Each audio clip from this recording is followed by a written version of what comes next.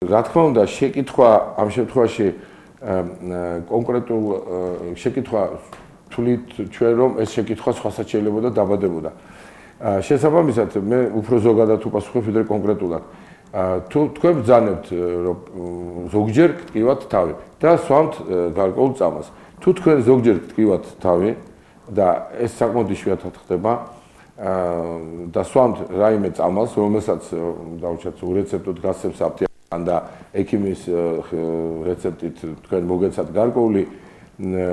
გარკვეული ლიმიტი ამ წამლის მიღებისა და თავის ტკივილი აბსოლუტურად არაფერს არ გვნებთ, არ გიფუჭებთ ცხოვრების ხარისხს, წამალი ძალიან ეფექტურია, წამლის მიღება ძალიან იშვიათად ხდება, შეგიძლიათ ექიმს არ მიმართოთ.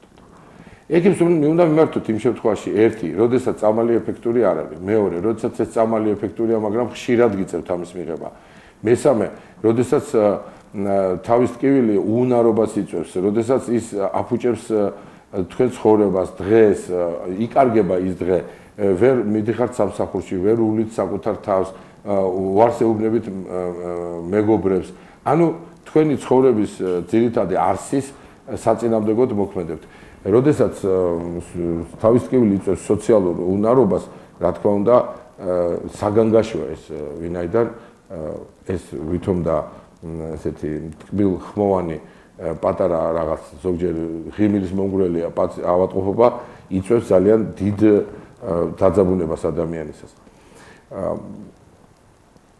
არ უნდა დაგვაგვიზდეს ის, რომ ყველა მედიკამენტი მოწოდებულია იმისათვის, რათა სწორად მიღების შემთხვევაში იყოს სამკურნალო საშუალება. მაგრამ ყველა წამალი ხდება საწამლავი იმ შემთხვევაში, თუ იგი ჭარბად ან ჭარბად და არასწორად მიიღება.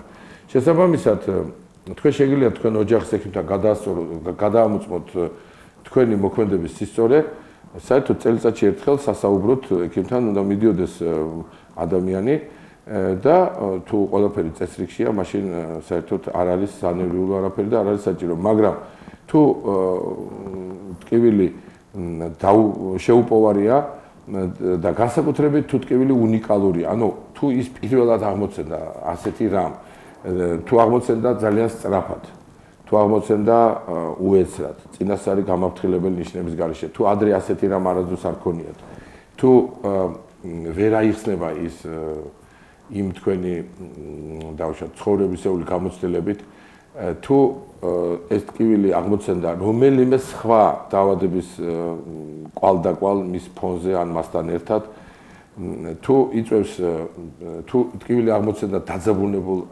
ადამიანში, თუ ტკივილს აძლიერებს რაიმე მდებარეობის მიღება თავის, მაშინ აუცილებლად უნდა მიმართოთ ექიმს და რაც შეიძლება სწრაფად, ვინაიდან უნიკალური თავის ტკივილი ყოველთვის საჭიროა არა მარტო არა ექიმისთვის მის გასარკვევად ხშირად ჩვენც ბევრ საჭიროა გვიხდის თავს და ბევრ კითხვებს ბადებს და ზოგჯერ ვცდილობთ, მაგრამ გვიჭირს ამოხსნა უეცრად აღმოცენებული ძლიერი და უნიკალური ტკივილი, გარდა იმისა, რომ ექიმისგან ითხოვს სწრაფ მოქმედებას, ამის გარდა იწვევს სწრაფ გადაწყვეტილებას, რა უნდა გააკეთოს ექიმმა და ზოგჯერ ყოველი წუთი ძვირფასია.